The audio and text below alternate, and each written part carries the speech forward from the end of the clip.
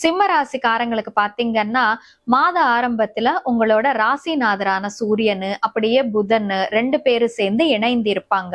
இது ஒரு organising nature அன்றது உங்களுக்கு கொடுக்கும்னு சொல்லிட்டு சொல்லாங்க.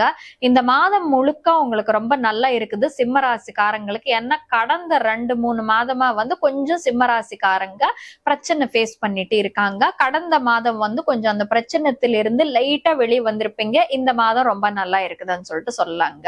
இந்த டைம் பீரியட்ல சூரியன் புதன் ரெண்டு பேரும் சேர்ந்து ராசியில இருக்கும்போது கான்பிடன்ஸ் தன்னம்பிக்கை தானா வரும்னு சொல்லிட்டு சொல்லாங்க. எது வேணாலும் என்னால பண்ண முடியும் என்ற இது இருக்கும். அப்படியே நீங்க பண்ணிடுவீங்க.